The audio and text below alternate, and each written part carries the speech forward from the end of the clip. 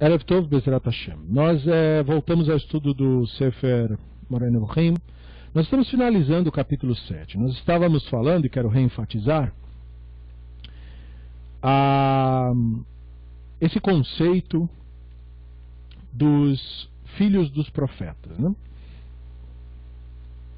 Um pequeno detalhe aqui, eu estou vendo que tem gente tentando entrar e não está conseguindo, eu estou indo lá compartilhar o link. Só para que todos possam ter o acesso. Embora esse link nunca muda, na verdade, se vocês salvarem o link, porque o nome do grupo nunca muda, e o link é vinculado ao nome do grupo, né? Betzion e Havruta, que é essa parceria nossa.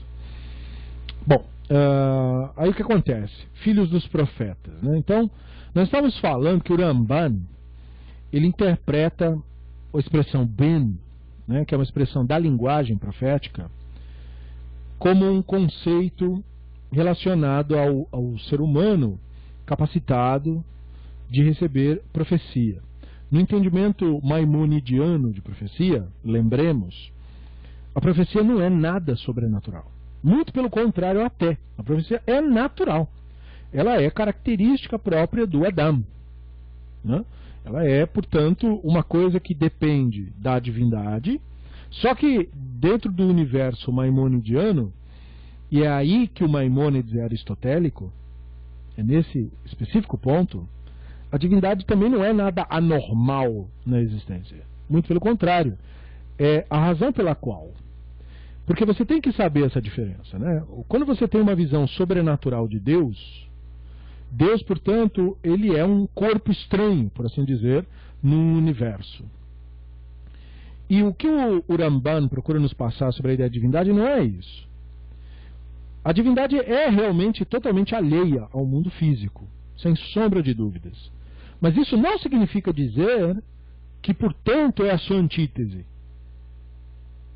Na verdade, quando a Escritura, portanto, nos traz a ideia de uma divindade que não é composta, que não é, portanto, física e não é composta em nenhum aspecto, já que mesmo as imaginações ditas, apelidadas com termos vagos como espiritual, né, tal, esses termos todos aludem também a conceitos de coisas que são compostas, né? Um espírito é um ser composto, ele tem forma, ele tem um limite, né? Ele começa aqui e termina ali, ele não é tipo um Deus que está em toda parte ao mesmo tempo, né? Então as pessoas imaginam desse modo, e elas também imaginam as outras coisas desse modo, né? Os espíritos e os demônios e todas as coisas são coisas compostas. Ou, ainda que a pessoa não saiba elucubrar ou se expressar sobre isso, ele não obstante admitirá que estes seres não são eternos, são criações de alguma maneira de Deus. E quando você chama alguma coisa de criação, você está dizendo que aquilo é composto. É isso que se quer dizer com criação. Então, a maneira racionalista de entender a expressão relacionada à ideia de algo criado é dizer que aquilo é composto. Isso quer dizer criado, composto. A Terra foi criada, quer dizer que a Terra é composta. O ser humano foi criado, quer dizer que o ser humano é composto. E a divindade é, portanto, aquilo ou aquele que compõe todas as coisas. E a divindade, portanto, o que ela não é composta. Ela não é composta de nada. Não sendo uma composição, não pode ser física. Porque a característica inerente e compartilhada em tudo que é físico, visível e invisível, conhecido ou desconhecido, é o fato daquilo ser composto. Uma coisa só pode ser detectada se for composta. Por nós ou por qualquer meio que seja. Ela tem que interagir. A tem que interagir com B para que eu saiba que A existe. Se A não interage com B, então eu nunca vou saber. Eu tenho que ter um efeito daquilo. Aquilo tem que causar alguma coisa em algo, né? Como a nossa busca pela matéria escura. Né? Por que nada foi encontrado? Porque essa hipótese prevê um resultado que mostre que essa coisa exista. Né? Eu preciso colher esse resultado. Eu preciso que A afete B. Se A não afetar B, então não está acontecendo nada.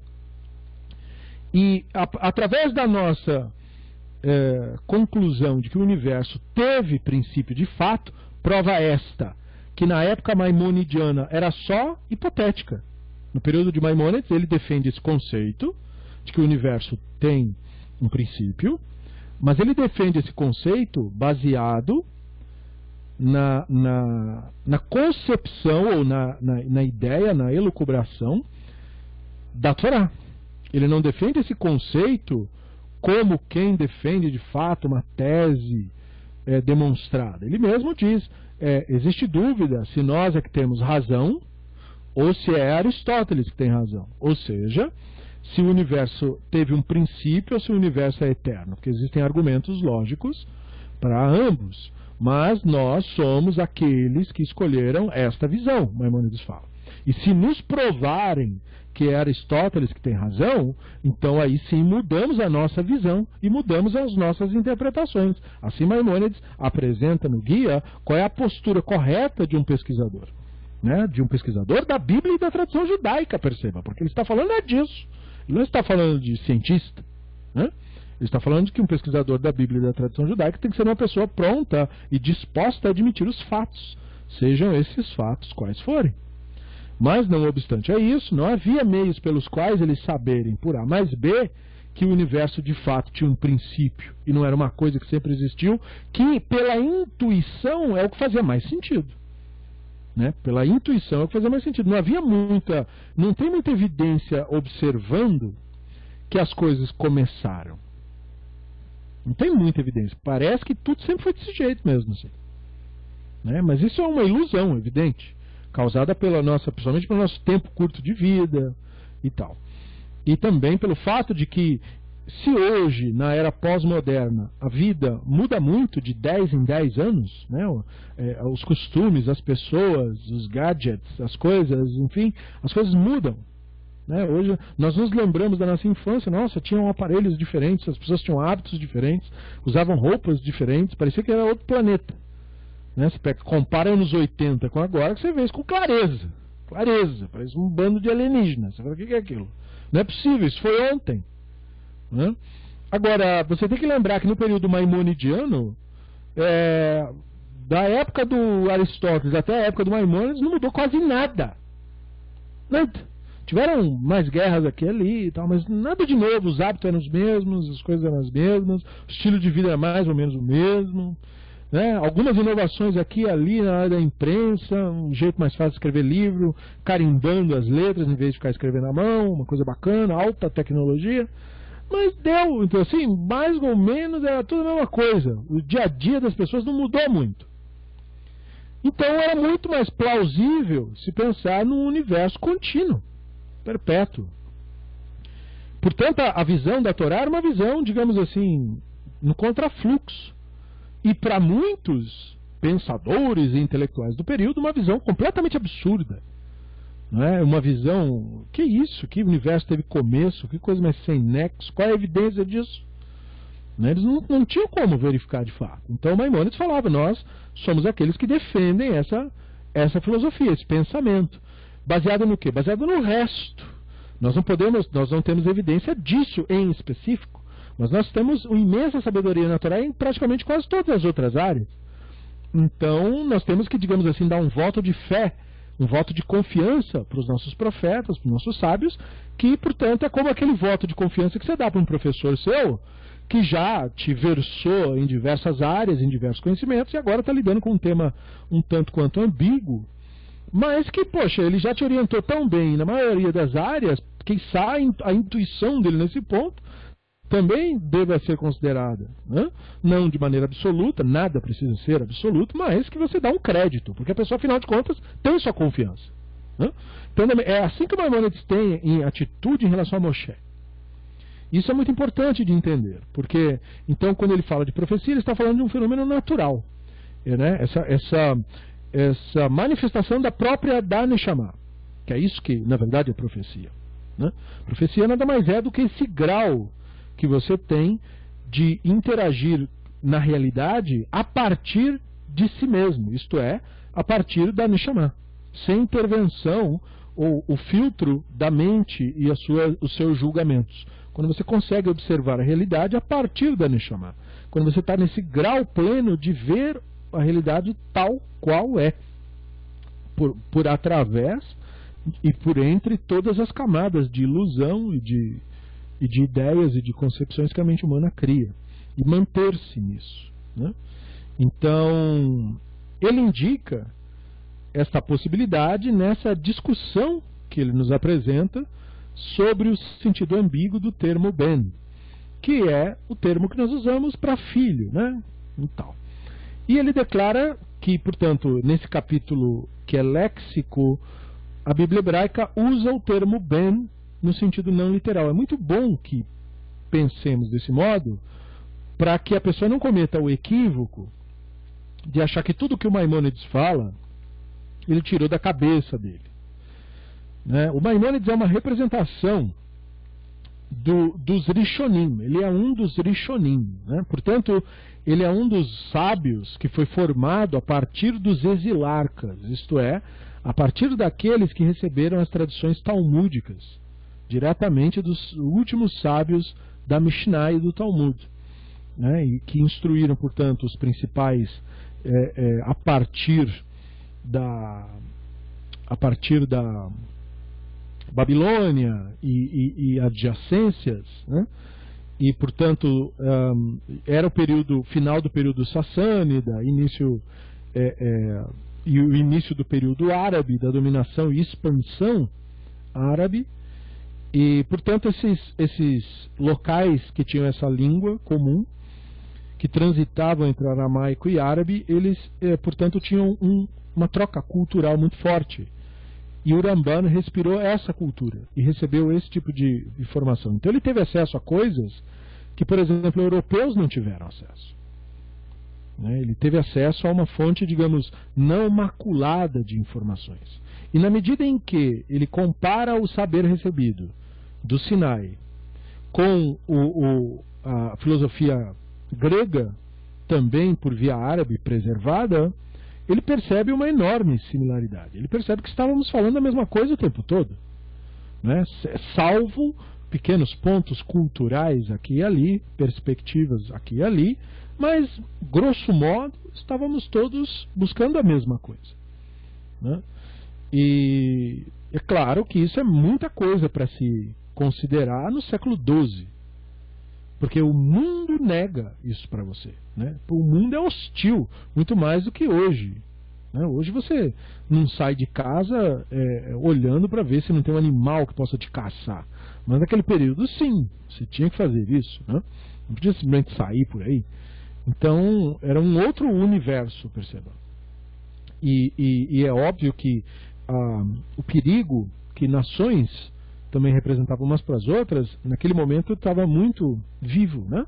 As nações estavam em guerra mesmo, né? Por território e tal, por questões principalmente religiosas, expansão territorial e tudo mais, né? Então, quando o Ramban nos diz que é a Bíblia hebraica que apresenta o uso do termo ben não literal, ele está, portanto, nos dizendo que é a tradição judaica clássica que assim o faz. Ou seja, que isso não é uma inovação, que isso é o conceito que foi passado, porém ignorado. E é muito comum que conceitos passados pelos profetas tenham sido ignorados. Na verdade, isso é mais comum do que os termos e conceitos terem sido de fato entendidos por quem quer que seja.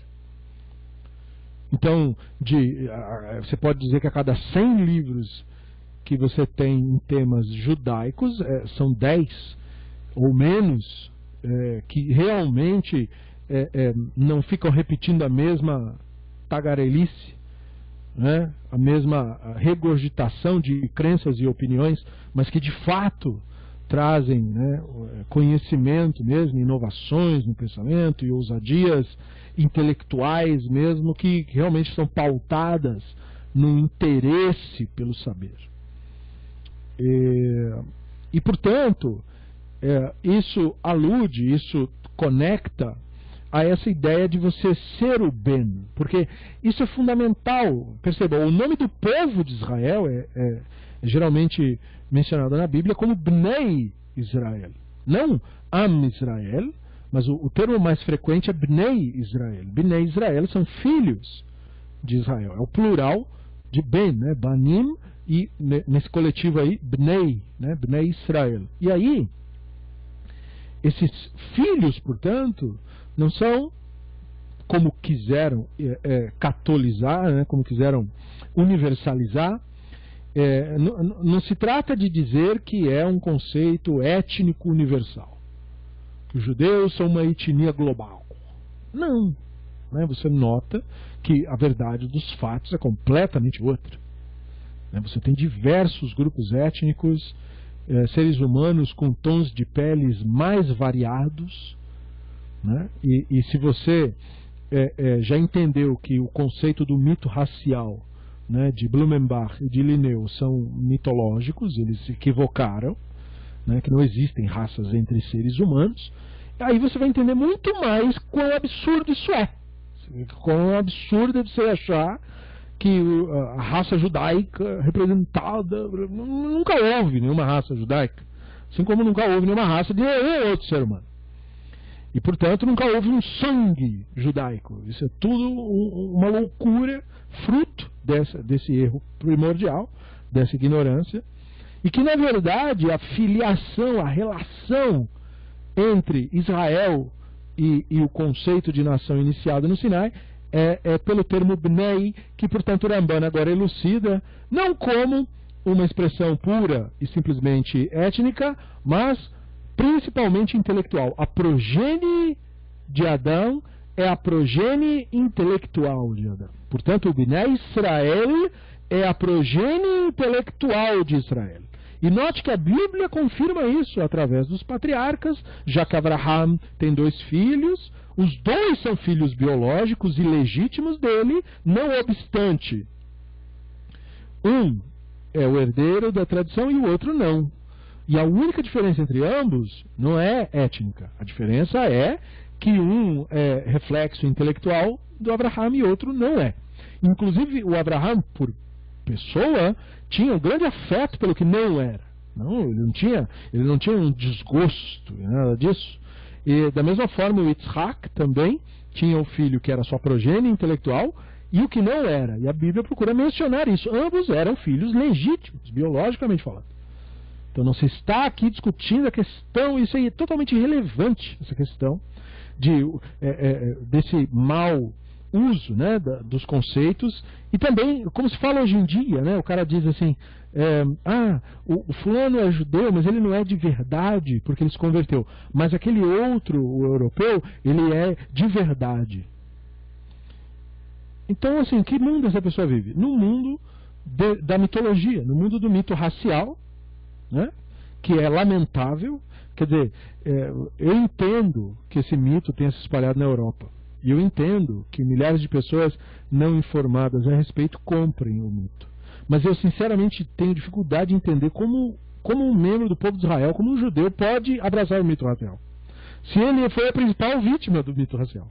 Embora isso me surpreenda, eu também percebo que outras populações, outros grupos étnicos, também, sendo vítimas do mito racial, o defendem e o propagam, e o repetem, né, por causa da herança cultural, principalmente aqui no Brasil, a herança do racismo americano, que é exportada para cá. Né? O Brasil importa dos Estados Unidos também essas filosofias retrógradas do mito racial, fora as demais os demais extremismos de extrema-direita importado de lá, como se fosse grande coisa e tal. Então é um grande problema. Mas esse não é o reflexo da tradição judaica clássica, e nem é a concepção relacionada à expressão Ben. Ben é filho no sentido principal de discípulo. E discípulo como sendo a progênie intelectual do seu mestre. O discípulo, ele é filho intelectual, por assim dizer. De modo tal que os discípulos dos profetas na Bíblia hebraica são chamados Binei Nevim, ou no singular o Ben Navi, o filho do profeta. Né? O filho do profeta é o discípulo do profeta. E ele é filho porque na medida em que você recebe essa informação, por assim dizer, ela te refaz. Ela te recria num novo ser, numa nova coisa. E, portanto, esse conhecimento, ou ele é, como eu disse bem no começo das aulas, né? Quando nós falávamos a respeito da necessidade de você entender como é que funciona a mente humana. Esse conhecimento é tal que ou ele te transforma, ou ele é completamente irrelevante. Ele não tem meio termo, assim. Ou ele transforma você, ou ele não serve para nada. É simples assim. Então, para muitas pessoas, não tem efeito nenhum. É como aplicar remédio no morto. Não dá nada. Né? Porque a pessoa está morta. Mas, eventualmente, um morto ressuscita. Perceba aí o sentido, né? Eventualmente um morto ressuscita. Então nós aplicamos indiscriminadamente aí, nos que nos forem possíveis de fazê-lo. E o que dá resultado muito bem e o que não dá resultado muito bem também. Né? Porque está além de nós. Então,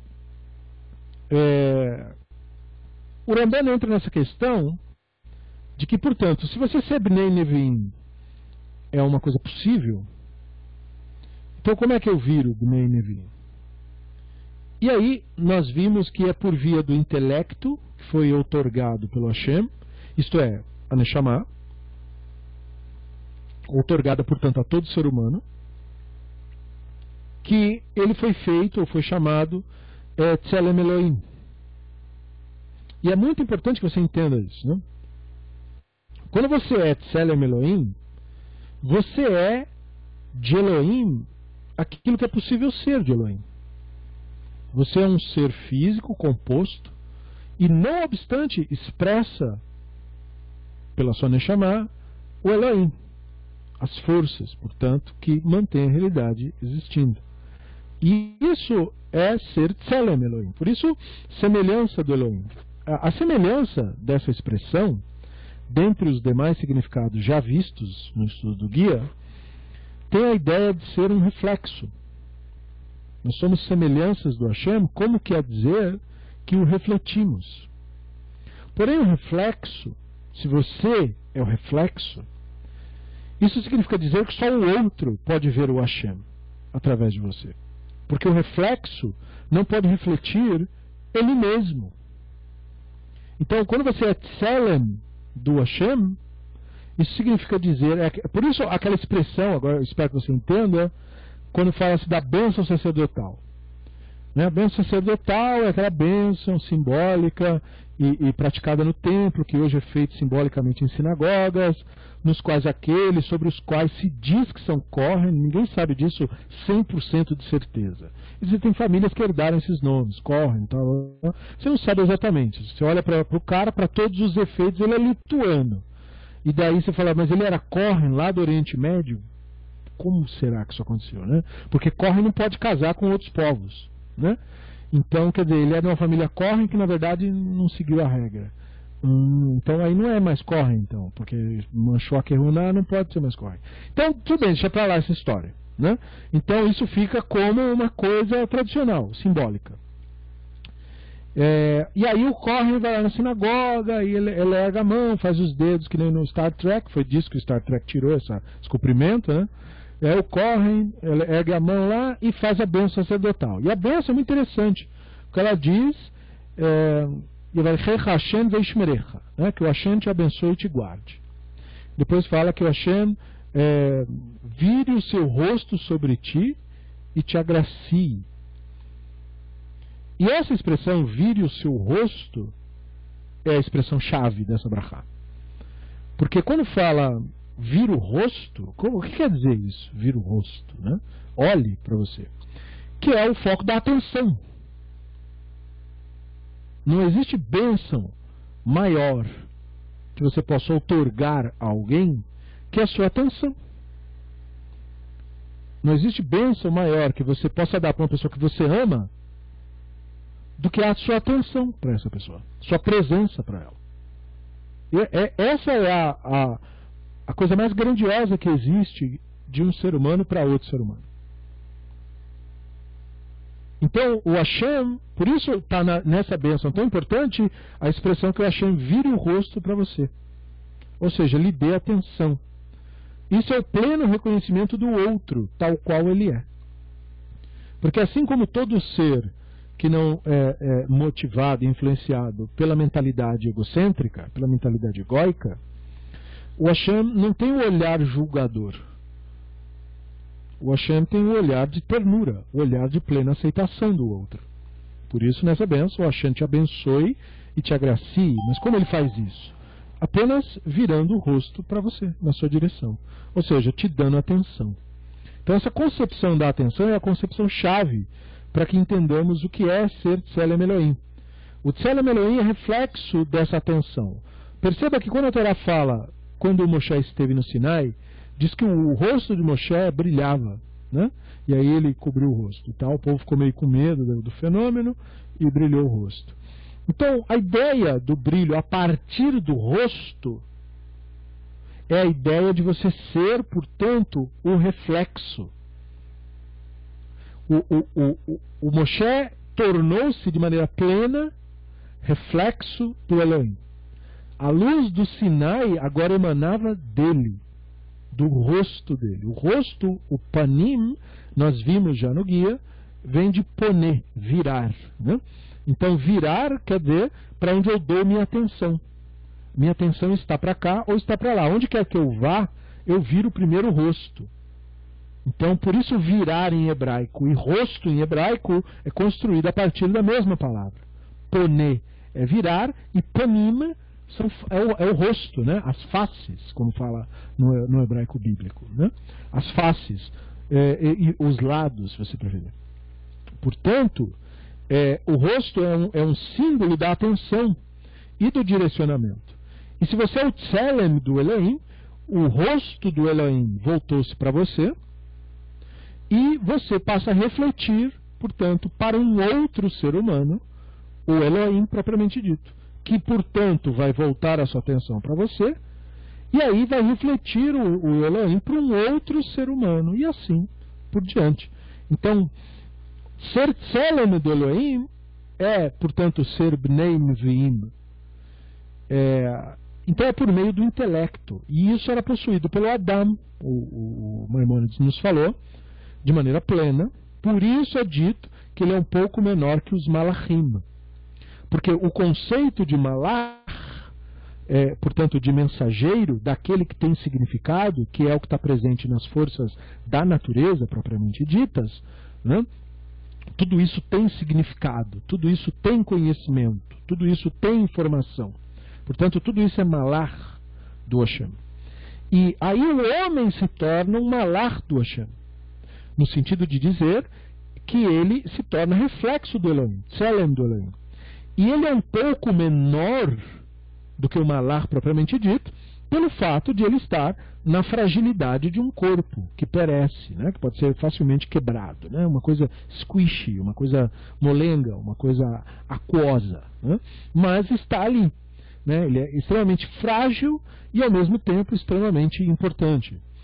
E então, quando o Adam é removido disso, né? E aí o texto vai expressar aquela ideia, né, de que o Adam, incapaz de habitar com dignidade, é como animal que não fala, ou seja, ele passou a estar como o homem animal, que é o homem não adâmico, por assim dizer, que é aquele que não manifesta em si mesmo o Tselem Elohim, que possui.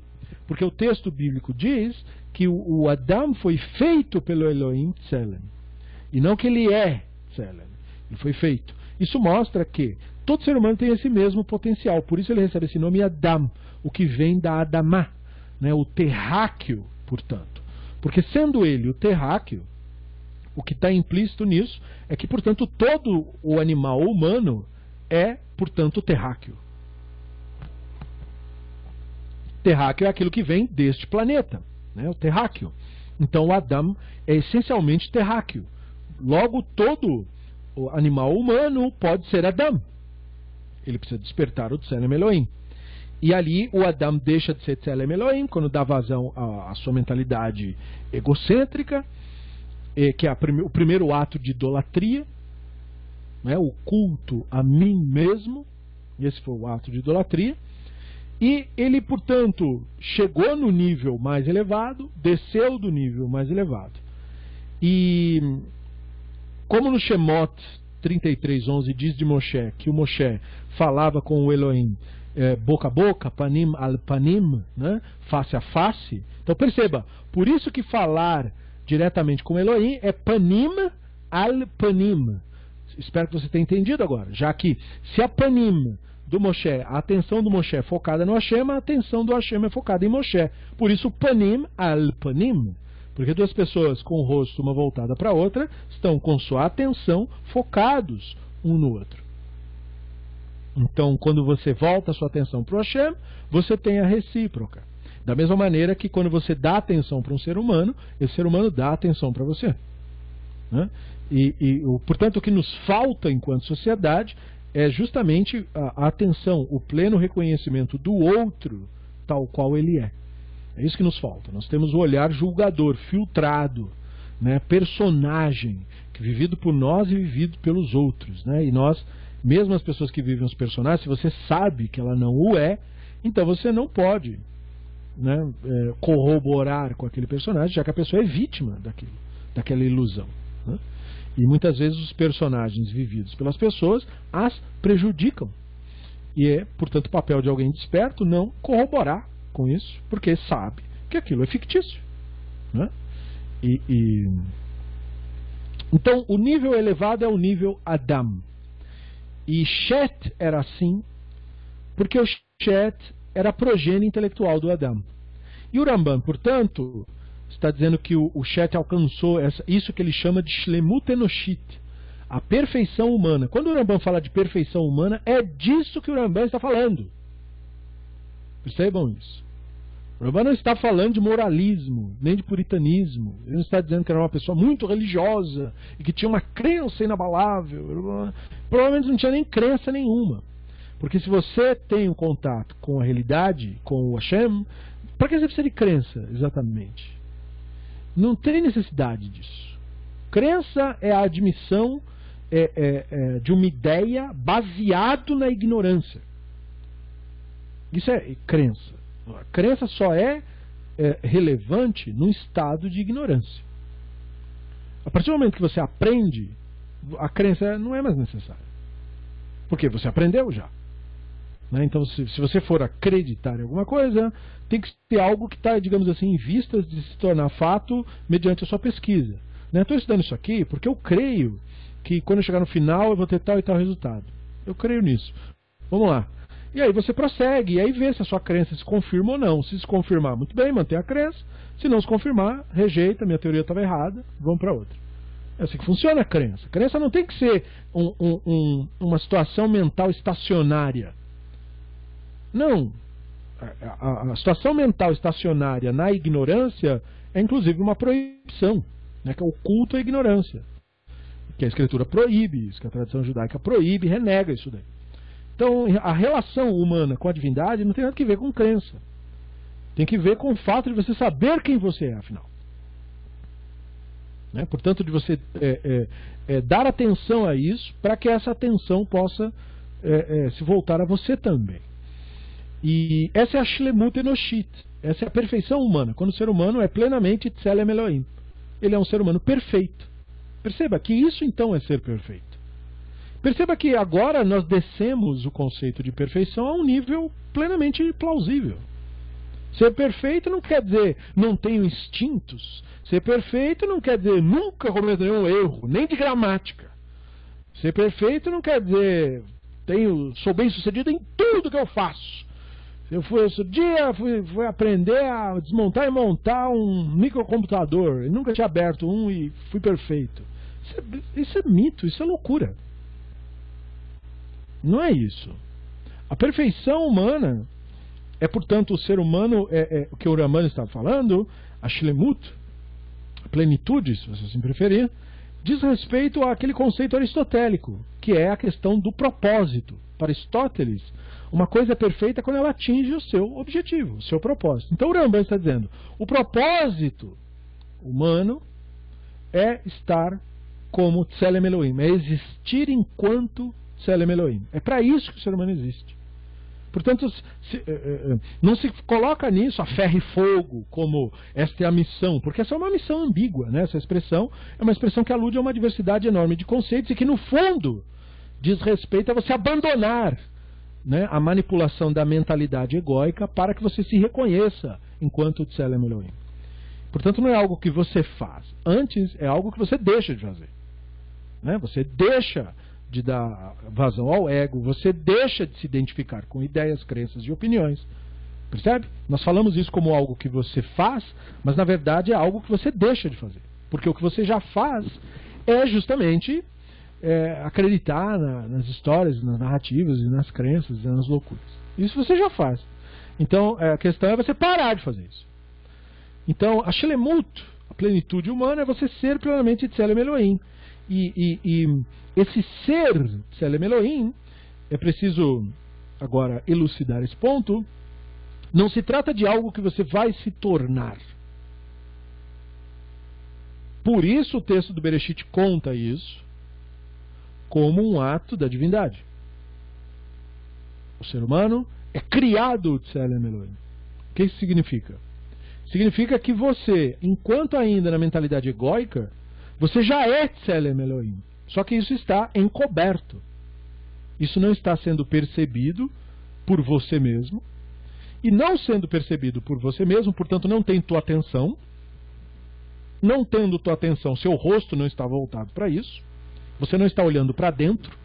Perceba que, portanto, esse é o símbolo dos dois queruvim na arca, né? O texto dos sábios, quando explicam como é que era o formato desses dois queruvim, falam duas coisas básicas. Eram crianças, um menino e uma menina, e ambos estavam olhando para dentro, dentro da arca. Então a arca é você é a arca, onde a Torá tem que ser colocada dentro, né, e os testemunhos têm que ser colocados dentro, e fica lá no lugar mais oculto onde ninguém tem acesso. Por que ninguém tem acesso? Porque se tivesse, seria um objeto idolátrico, seria adorado. Imagina uma relíquia como aquela, seria mais adorado. Todo mundo queria passar lá para botar a mão e dar um beijo, ou se ajoelhar, ou se esfregar no negócio, ou fazer alguma coisa com aquilo. Mas aí coloca escondido. Olha o conceito de culto que a Torá traz, né? A coisa mais importante que tem não é para ninguém ver. Por quê? Para a pessoa não se identificar, não extrair a sua identidade daquele objeto. Então, deste modo, é você. Aquilo que você é de fato está oculto. E ele é desse modo para que não haja identificação. É necessário que assim o seja. Aquilo em você que é visto, sua roupa, sua profissão, seu renome, seus alcances, isso é tudo ficção, né? Isso aí perde o sentido, vai perder daqui a pouco o sentido, porque, né, o relógio está correndo. Então tudo isso perde o sentido. Mas aquilo que você é de fato nunca teve nada que ver com isso. Então a Shlemut Enoshit nunca não esteve em você. A questão toda é que a sua atenção não está nisso, né? Você não tinha o seu rosto virado para isso. Seu rosto estava virado em outra coisa. Então foi isso que tirou o Adão, né? Então, resumindo a questão do Adão sair do Éden, o Rambam fala, é porque ele virou o rosto para o Hashem. Ele virou o rosto para o Hashem virou o rosto para ele. No sentido de dizer, porque isso acontece automaticamente, perceba. Mesmo que você esteja olhando para mim, na medida em que eu viro o meu rosto em relação a você, o seu rosto também não está mais voltado para mim, porque o meu não está voltado para você. Logo, não tem como. Então, por isso aquelas expressões, se você anotar alguns profetas dizerem, voltem para mim que eu volto para vocês, né? Por que voltem para mim que eu volto para vocês? Se voltem, virem os seus rostos para mim, que eu viro o meu para vocês, né? Como diz na bênção sacerdotal. Então, todos esses conceitos se encaixam numa ideia da Shlemut, da plenitude do homem. Portanto, não é, novamente, nada sobrenatural, nada, que coisa incrível, tem que ter poderes para alcançar isso daí. Não tem que ter poder nenhum. Você é assim de nascença. O que acontece é que você acaba elucubrando com coisas, você se perde, você que se perde. E agora você se encontra. Não é por isso que o retorno do Éden é mostrado lá no Bereshit como se fosse um caminho que tem um queruvo. Perceba a expressão, né? Esses seres, criancinhas que estavam na arca, que era a manopla da arca, como que chama aquilo? Queruvo. O que quer dizer isso? O que está próximo. Essa ideia está mais próxima. Então o que guarda o caminho do Éden também é um queruvo. Porque se você não estiver próximo de dentro de si mesmo, você nunca vai achar o caminho, porque você está indo para fora. Né? Você está buscando o Elohim longe. Lá, num dia eu vou alcançar. Né? Depois de muitos anos e muitos sacrifícios, aí eu vou... Não, como assim? De onde você está indo? Por isso que nunca encontra. Porque você sempre sai de algum lugar. Não está fora, nunca esteve. Né? Está Karov. Por isso a expressão hebraica Karov tem a ver com a palavra Keruv. Karov é perto. Por isso, veja quando o Hashem outorga no Devarim a Torá, ele vai, Moshe vai expressar, né, em nome do Hashem e tal, que essa coisa, né, que o Hashem nos ordena não está longe, está bem perto, está na sua boca. Perceba o que ele fala. Por que está na boca? Porque está nas suas próprias expressões.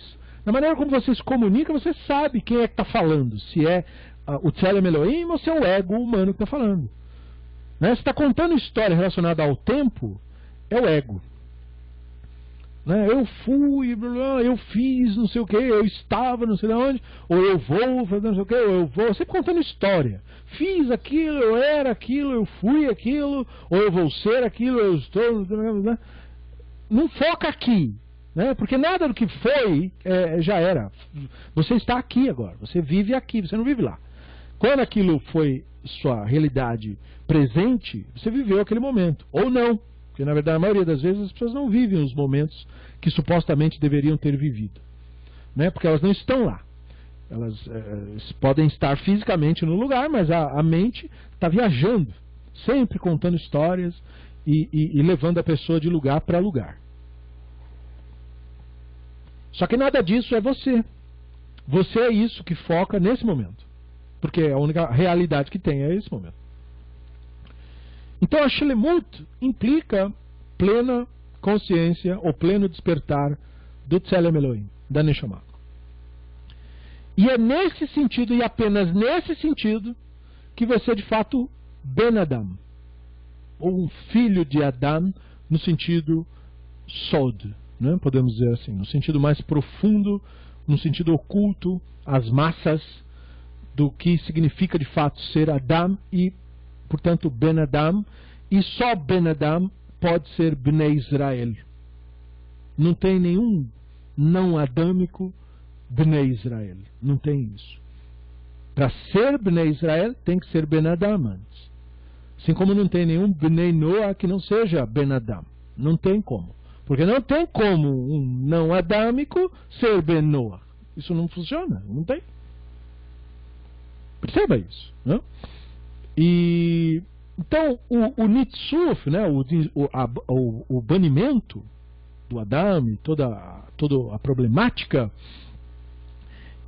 acaba sendo, portanto, suspensa.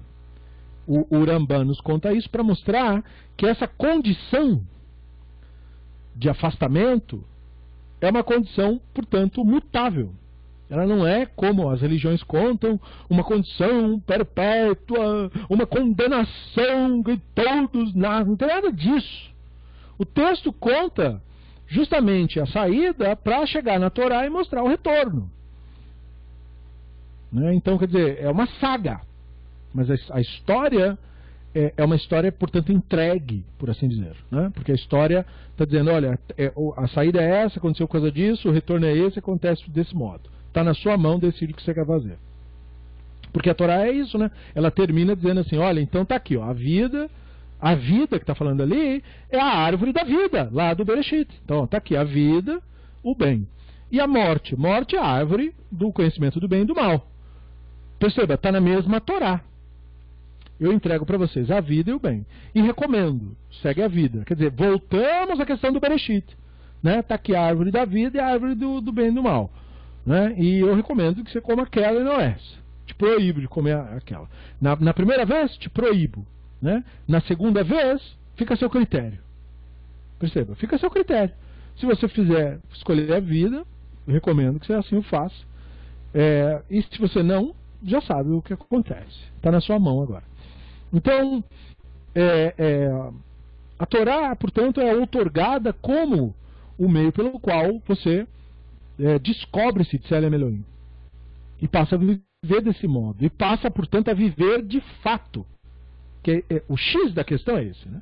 Não é estar vivo biologicamente, mas estar vivo, digamos assim, dentro do conceito da Torá. E, portanto, profecia é uma coisa possível. Porque profecia nada mais é do que o estado no qual o Bnei Adam é, de fato, plenamente consciente de si mesmo. Plenamente consciente do seu Tselem Elohim e interage na realidade, no dia a dia, por meio do Tselem Elohim. Isso aí é que é ser, estar no tal do nível profético. Então, quer dizer, não tem nada mágico, é uma coisa, na verdade, para pessoa que despertou. Agora sim, o conceito profético, o conceito, portanto, do despertar, ele é ao mesmo tempo fácil e difícil. Né? Ele é, por isso que ele é expresso na Escritura com a intervenção do Elohim. Né? O Adão foi criado, quer dizer, uma coisa forte, veio do nada, porque o despertar, não raro, ocorre do nada. O despertar é como o nascer aleatório de um ser humano em algum hospital aí no planeta. Que pode ser assim, um cara que vai descobrir a cura do câncer. E nasceu por acaso numa cidade do interior que você nem sabia quem era e nem estava preocupado com nada. E de repente a coisa por acaso aconteceu de que a trajetória foi tal que gerou tal resultado. Então, é assim, quer dizer, por quê? Porque não tem agência humana, já que o Elohim não é humano. Né? Então não tem agência humana para controlar o que está acontecendo. Não tem. É o Elohim. O Elohim, você sabe como é. Não é uma mente humana. Então não tem nada que ver. Não tenta adivinhar nada. Não vai rolar. Você não vai entender nada. O universo é imprevisível não vista. O universo é uma coisa que nos parece caótica. Mas ele funciona. Então ele não é caótico, de fato.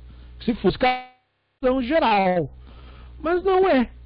De alguma maneira, no meio de tudo isso, a coisa funciona. Então, perceba, nós somos isso. Nós somos resultado disso, reflexo disso. Disso que está além do nosso entendimento. E conviver com este não saber, né, na linguagem de Abraham Joshua Heschel, conviver com esse mistério é realmente conviver com o Hashem. Relacionar-se com a ideia de divindade é você saber lidar com o desconhecido. Confortavelmente. Confortavelmente. Porque o Tselem Elohim, como não é julgador, não tem essa coisa que o ego humano tem de querer as respostas, de querer a verdade. Eu sou o defensor da verdade, eu preciso da... Não. O Elohim é a verdade. Então o que eu acho, eu deixo de achar, tanto faz, é irrelevante. Né?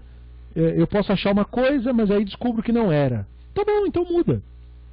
Por quê? Porque eu não me identifico com nada disso, tanto faz. Não me importo com isso. Você não pode ter esse apego ao falso, porque isso é desapego do verdadeiro. Você tem que estar sempre disposto a ajustar as suas velas para novos rumos. E a descoberta, né, esse nosso passeio pelo universo, é uma constante descoberta do Elohim, que é uma fonte infinita de conhecimento. E que, portanto, sempre vai nos surpreender. O universo sempre vai nos surpreender. Vai surpreender as futuras gerações, muito depois de eu ter virado poeira no meu túmulo. Ainda vão ter pessoas descobrindo coisas. E depois daquela geração passar, uma outra virá ainda, e ainda vai estar descobrindo coisas novas que nunca se ouviu falar. E coisas futuras que eu nunca vou ter ouvido falar, assim como eu tenho acesso a hoje conhecimentos que o Rambam nunca nem ouviu falar. E as pessoas daquele período vão estar pensando, puxa, as pessoas do passado não tiveram a menor ideia, né? Eles tinham os livros de ficção, eles achavam que era assim, mas hoje é uma coisa comum que eu tenho na minha cozinha. E nós não temos os meios pelos quais. Por quê? Porque o universo, a realidade propriamente dita, ela é uma fonte constante do novo, do Hashem. Né? Só que, para que haja pleno usufruto disso, você precisa ser Tselem Elohim. São essas as figuras, são esses os seres, propriamente ditos, que movem a humanidade. Porque eles querem o saber, porque eles são reflexo do Elohim. Então, uma característica do Tselem Elohim é essa constante inquietação, no sentido de buscar mais o saber, de viver a vida como um parque de diversões, onde o conhecimento e as experiências são os brinquedos. E você, portanto, como todo brinquedo, você usufrui de acordo com as regras, porque jogo sem regra é uma porcaria, todo jogo tem que ter regra para ser legal, né? Você tem que conseguir acertar aquele dardo. Ah, beleza, mas só pode acertar no círculo vermelho. Aí fica um desafio, aí é legal. Se puder acertar qualquer coisa, eu acertei na parede, ganhei igual. Então tem graça. Tem graça se eu tiver que acertar num ponto específico, porque aí eu tenho que tentar acertar pelo menos. Então, jogo que não tem regra, não tem graça. Jogo, para ter graça, precisa ter regra. Então, só que a regra, eu não preciso me identificar com a regra. A regra é simplesmente para me dar mais diversão, não menos. Perceba isso. As regras da vida, né, elas têm esse tipo de objetivo. Elas não têm o objetivo de deixar a vida chata. E elas foram passadas para as pessoas com esse intuito. É sério. Isso é uma coisa muito séria. Você não pode rir. Você deve sempre manter a cara séria, né? Você não pode fazer essas coisas. Então, quer dizer, estragaram a brincadeira. Porque esse universo é o grande playground da Neshama. É o usufruto, é a vida bem vivida, é a vida divertida. É a vida que tenha divertimento, que tenha leveza, que tenha sorriso, que seja agradável. O estudo é um estudo para provocar isso. O estudo não é para te deixar cheio de opiniões e de razões e de certezas. Não, o estudo é para que você ria. É para que você usufrua, para que você queira mais, porque você brinca, você se diverte e você fala, eu quero mais disso. Porque isso é legal, cara, isso é uma coisa que me anima, né? Não é uma manipulação para que você se sinta maior do que você é de fato. Como, por exemplo, coaching, né? Coaching é uma manipulação mental para que você sinta-se uma coisa que você não é, né? Para alimentar o seu ego, para que você sinta-se muito importante. E aí você confunde isso com boa vida. Isso não é boa vida, isso é auto-engano. Boa vida de fato é quando você tem plena concepção do real e o desfruta não obstante. Sem mascará-lo, né? É o amor pela vida tal qual ela é. Porque esse é o grau pleno de percepção do Tselem Elohim. O Tselem Elohim não rejeita a vida tal qual ela é. Porque o Tselem Elohim enxerga para além do ego humano. O ego humano só vê a si mesmo. Então o ego humano não quer saber se uma coisa não é boa para mim, eu não quero. Né? A existência, as naturezas, os animais, tudo isso só tem préstimo quando o ego pergunta para que me serve. Né? Mas o Tselem Elohim não é desse jeito. Você contempla a realidade tal qual ela é. E você usufrui dela tal qual ela é. Todas as coisas têm uma coisa positiva. E aquilo que transcende o seu entendimento no momento presente, você faz como falamos recentemente lá no grupo a respeito daquela anedota, daquele midrash da cultura chinesa, né? Você diz, talvez, né? Oh, que coisa boa que aconteceu, não foi? Talvez. Oh, que coisa ruim que aconteceu, não foi? Talvez. Né? Aquilo que transcende o seu conhecimento no momento presente, você diz talvez. Por quê? Porque você não quer estar certo, você não tem esse compromisso. Você desfruta da existência tal qual ela é. Você aprende dela. Né? Com um sorriso no rosto, você consegue lidar com isso agora. Não tem aquela amargura, aquela resistência ao que acontece. Não, deixa as coisas acontecerem. Deixa as coisas acontecerem. Como eu disse, a minha morte chegará, meus órgãos falharão, te dou certeza disso. E isso não é uma tragédia. Não é nada para bater em madeira e dizer, ai, tomara que não aconteça. Como assim tomara que não aconteça? Claro que vai acontecer. Como assim tomara que não aconteça? Tomara que aconteça. Por acaso eu vou ficar condenado, que nem aquele cara da mitologia. Tem um cara da mitologia grega, muito legal, que acho que pediu para um deus grego, não sei se foi para os Zeus, ou para quem que ele pediu. Um jeito legal dos gregos contar a história, que ele pediu vida eterna. Sei que ele fez, aí ganhou um direito a um pedido, pediu vida eterna. Só que esqueceu de pedir a juventude junto. E aí o cara, o Zeus, falou, tá bom, vida eterna, ou seja lá quem foi o deus, não me lembro. E daí o cara viveu, só que aí ele foi envelhecendo, né? Ele viveu, foi envelhecendo, viveu, foi envelhecendo, não morria mais. Estava já todo estrupiado de velho e não morria, porque ele pediu para viver para sempre. Então, os gregos brincavam com essa ideia para mostrar que, né, primeiro tenha cuidado com o que você pede, né? Se for pedir, pida direito, daquele jargão. Mas, quer dizer, o que acontece? Você não pode querer achar que é mais... nós não somos só seres biológicos, né? Não se trata só de uma questão de você entender como a biologia funciona. Você tem que entender também como a mente funciona. Nós temos... Uma das fases da vida que nós mais amamos é a fase que nós estamos desligados. O sono. É a coisa que a gente mais ama no mundo. Diga se não é verdade. A coisa mais gostosa que tem é você dormir e apagar geral. Né? Você acorda revigorado quando acorda. Mas quando você apaga geral, aquilo é uma delícia. Você apaga geral e fala, olha, acabou, chega, não estou mais aqui. Então, até isso, até o cessar da nossa vida biológica, não tem que ser visto como um problema. Isso não é um problema, gente. Isso é algo, isso é um presente da existência. Né? E essa coisa do ego humano, não, mas e eu não posso assumir, eu sou muito importante, o que o universo fará sem mim. Isso é uma tolice. Isso é uma tolice. O universo já estava aqui há 4 milhões de anos antes de você chegar. E você não fez falta nenhuma. E nem te doeu o fato de que você só veio agora. Né? Você só veio agora. Mas já tinha... Estava coisa acontecendo nesse planeta até antes de você vir. E vai continuar depois que você for. Então, só curte o seu momento. Esse é o nosso maior problema. Nós temos um tempo curto. E nós perdemos esse tempo com medinhos, com tolices, por causa do ego humano. Volto a dizer. Né? Então, o nosso objetivo em entender-nos como Tselem Elohim é justamente nos livrar desses excessos. E, portanto, voltar para o Éden. Voltar para o Éden. Então, a única exceção que o Rambam traz para a pessoa conseguir ser Bnei Neviim, Bnei Elohim, enfim... ser, portanto, o Tselem Elohim, é a própria divindade. E perceba, quando o Rambam atribui qualquer coisa à divindade, portanto, ele está dizendo que está além do nosso controle. Isso acontece totalmente por acaso, dentro do nosso ponto de vista.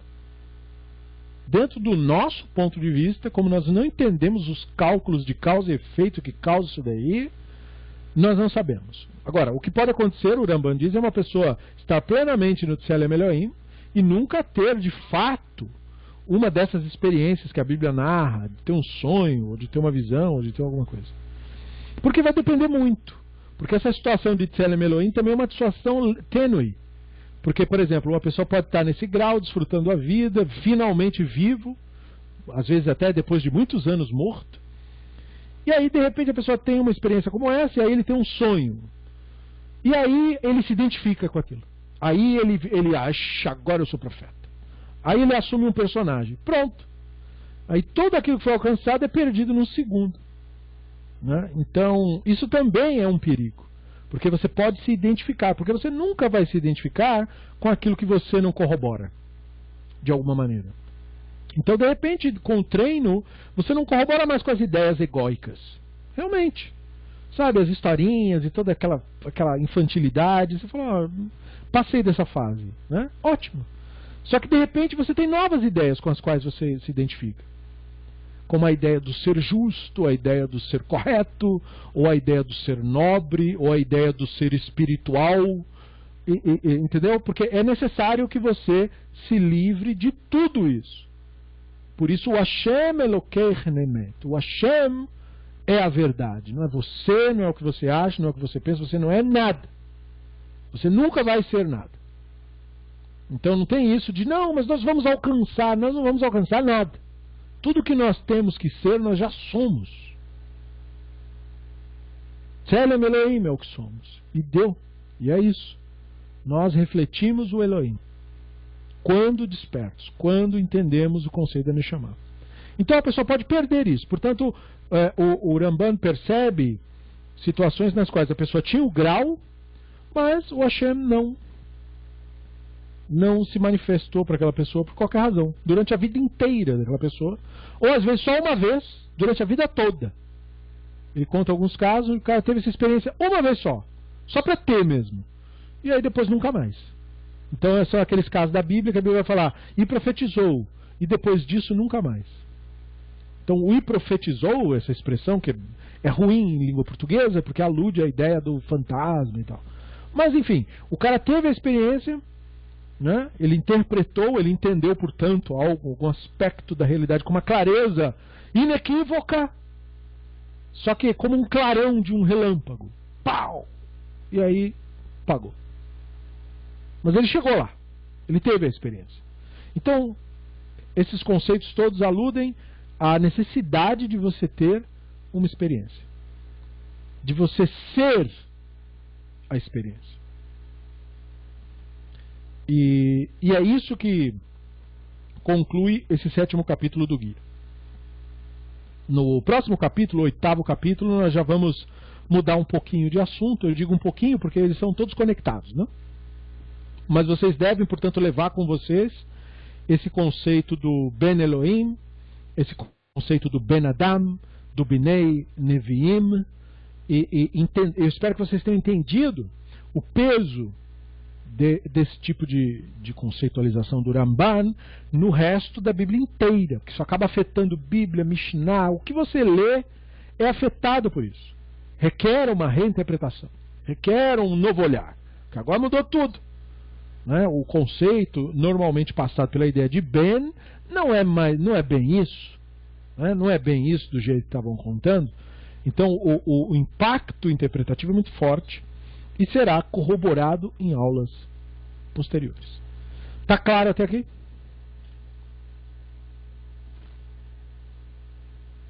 Alguma dúvida? Alguma coisa ficou fora, não foi explicada? Dentro do que falamos, né? Enfim. Tá tudo bem?